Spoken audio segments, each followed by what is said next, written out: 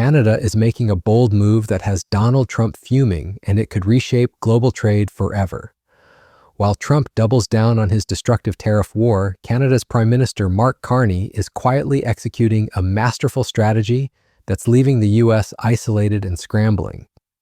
Foreign Minister Anita Anand is traveling across Asia this week, meeting with counterparts in China and India to strengthen ties and boost trade, exactly what Trump fears most.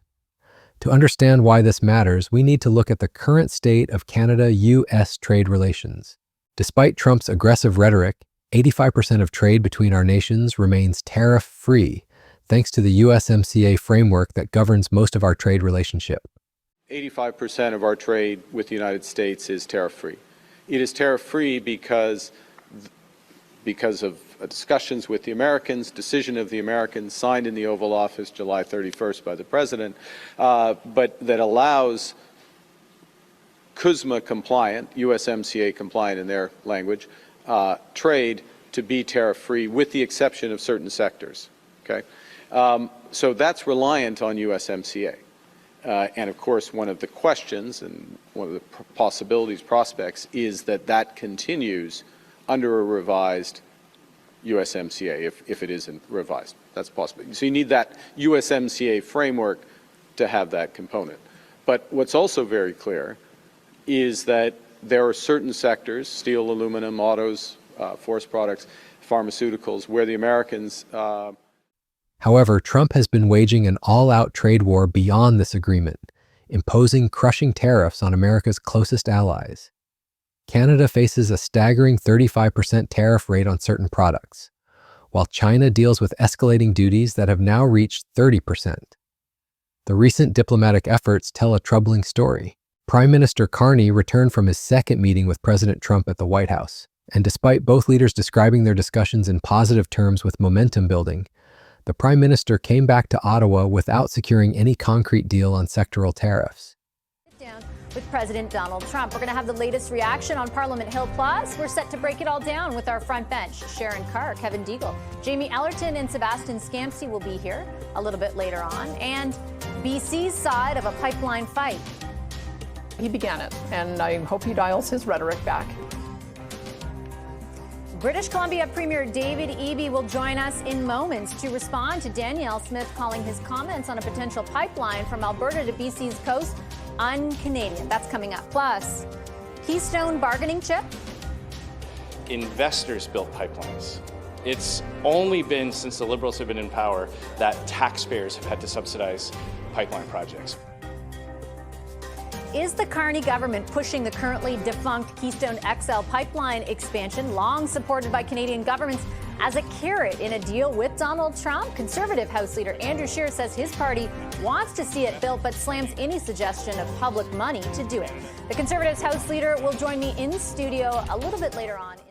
The opposition has been relentless in their criticism, with the Conservative leader launching scathing attacks in Parliament. He referenced Carney's previous election promise to put elbows up against Trump, only to see those elbows come down. The opposition highlighted Canada's economic struggles, including having the weakest economy in the G7 and 86,000 job losses, accusing the Prime Minister of pathetically offering a $1 trillion gift to the Americans, questioning where in his platform he promised such giveaways. You'll remember the last election where that Prime Minister promised to put elbows up. It was not a promise, it was the promise that he ran on. Now those elbows have come down, the American tariffs have doubled, we have by far the weakest economy in the G7, 86,000 people have lost their jobs, and the Prime Minister went pathetically to the White House to offer a $1 trillion gift, bowing before the President in weakness. $1 trillion, Mr. Speaker. Speaking of the last election, where in his platform did he promise to give $1 trillion of our investment dollars to the Americans? Canada's response has been nothing short of brilliant. Instead of capitulating to Trump's demands, Carney has pivoted toward Asia's economic powerhouses. This isn't just about trade, it's about sovereignty. As Annan put it, it goes back to being a sovereign country. Canada is refusing to let Trump dictate its foreign policy, and that's driving the U.S. president absolutely crazy. The government's approach involves pursuing sector-by-sector deals, starting with steel, aluminum, and energy. Industry Minister Melanie Joly has revealed that while material progress has been claimed in negotiations, U.S. Commerce Secretary Howard Lutnick has dampened expectations for comprehensive agreements, suggesting the U.S. might only continue buying parts from Canada. Despite this resistance, the government continues fighting for Canadian auto workers despite American resistance. Behind the scenes, both federal and provincial representatives have noted improved relations between the Prime Minister and President Trump compared to months ago. Provincial leaders like Alberta's Premier have been advocating for their provinces to be part of the solution on steel, aluminum, and energy security, with the federal government taking incremental approaches to these complex negotiations. Any difference? Well, I think it's important that the Prime Minister and the President are talking about these issues that are facing the Canadian economy. And obviously, from Alberta's perspective, we're having lots of very important conversations around energy. But we recognize that the tariffs that impact the auto sector, steel, aluminum, and others do present a significant challenge to the Canadian economy. And that's why the Premier has been very focused from the beginning on talking to Americans and talking to the administration to really talk about the importance of why are these things challenging for the American economy, and how can we in Alberta help be part of the solution to some of the challenges that America's facing, whether it's on steel and aluminum or whether it's on energy security. Alberta wants to be part of the solution, and Premier Smith has been consistent from the beginning on that particular issue. Let me follow up very quickly, if I could, with you, Mr. Cooper, and ask, do you detect any more openness to exactly what you described from the U.S. side? You know, I think the Americans have always been willing to talk about how we can work together. Now, I appreciate that there are barriers that are in place, but continuing to talk about how we remove those barriers. The timing couldn't be more perfect for Canada's Asia pivot.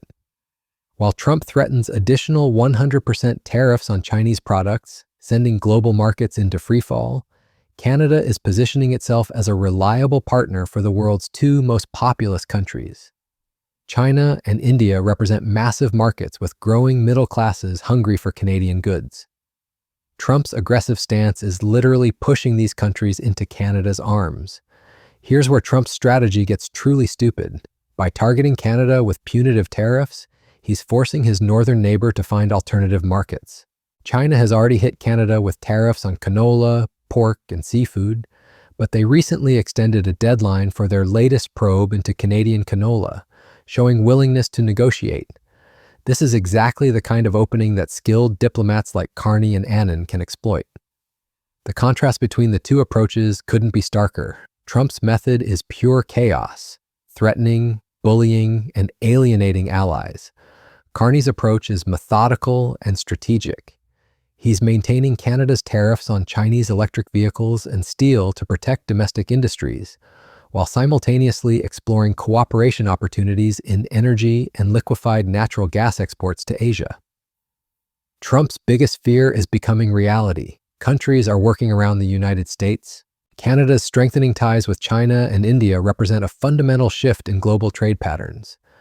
These aren't just bilateral relationships, they're building blocks for a new economic architecture that doesn't revolve around American dominance. The numbers tell the story. Canada's trade with Asia has been growing steadily, while Trump's tariffs have created massive uncertainty in North American markets. Canadian businesses are actively seeking new opportunities in Asian markets, reducing their dependence on the volatile U.S. relationship. This diversification makes Canada more resilient and less susceptible to Trump's economic bullying. India represents a particularly attractive opportunity. Despite past diplomatic tensions over allegations of Indian involvement in a Sikh separatist murder on Canadian soil, both countries are moving forward pragmatically. The recent joint statement between Anand and Indian Foreign Minister Jaishankar announced plans to resume ministerial-level discussions on bilateral trade and investment. They're even reviving the Canada-India CEO Forum to bring executives together for a major trade mission in early 2026. China, despite current tensions, remains a massive market that Canada cannot ignore. Carney has expressed optimism about cooperation on energy projects, particularly shipping more liquefied natural gas to Asia. The upcoming Asia-Pacific Economic Cooperation Summit in South Korea will provide an opportunity for Carney to meet with President Xi Jinping and reset the relationship. Meanwhile, Trump's tariff war is devastating American consumers.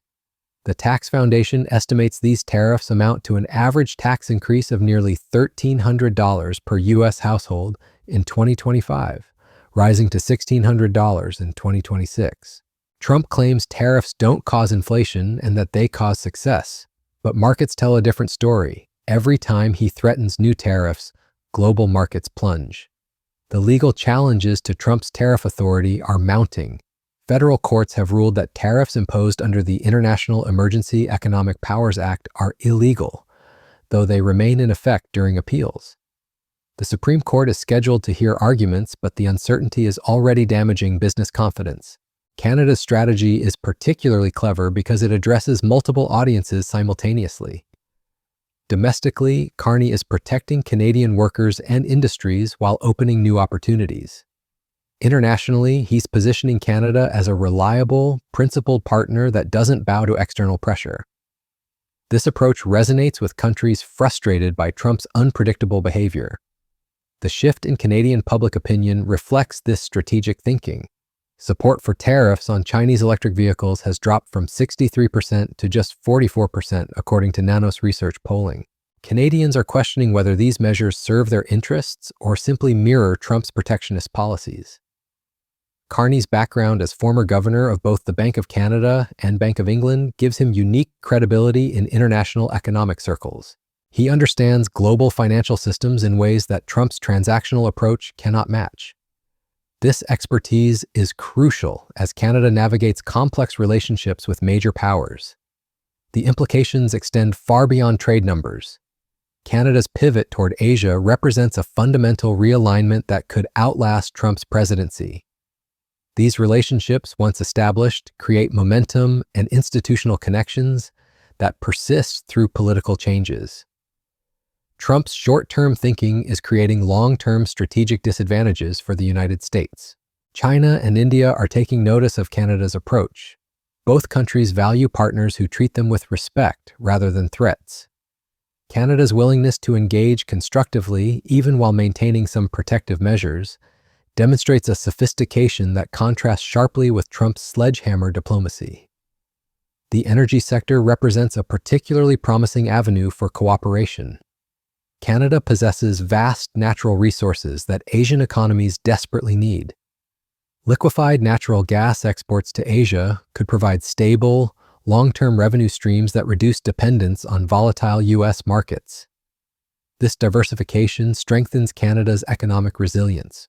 Trump's isolation strategy is backfiring spectacularly. By pushing allies away, he's accelerating the formation of alternative economic partnerships that exclude the United States. Canada's Asia pivot is just one example of how countries are adapting to American unreliability under Trump's leadership. The upcoming period will be crucial for these emerging relationships. Annan's current trip to Asia is laying groundwork for deeper engagement. The success of these initiatives will depend on Canada's ability to balance competing interests while maintaining its values and sovereignty. Canada's approach offers lessons for other middle powers facing similar pressures. By refusing to be bullied, diversifying partnerships, and maintaining principled positions, countries can create space for independent action even in an era of great power competition. Trump's tariff war was supposed to demonstrate American strength and force concessions from trading partners. Instead, it's revealing American weakness and driving partners toward alternatives. Canada's quiet competence is making Trump's loud incompetence even more obvious. The contrast extends to leadership styles. While Trump threatens and blusters, Carney builds relationships and creates opportunities. This difference matters enormously in international relations, where trust and reliability determine long-term success. As this trade realignment accelerates, Trump will face increasingly difficult choices. He can continue alienating allies and driving them toward competitors, or he can recognize that his approach isn't working. Given his track record, expect more of the same failed policies that are weakening American influence. Canada's Asia strategy represents more than economic opportunism. It's a declaration of independence from Trump's chaos. By strengthening ties with China and India, while Trump digs himself deeper into his tariff hole, Canada is positioning itself for a post-Trump world where competence and reliability matter more than bluster and threats. The question isn't whether this strategy will succeed, it's whether Trump will realize how badly his approach has backfired before it's too late.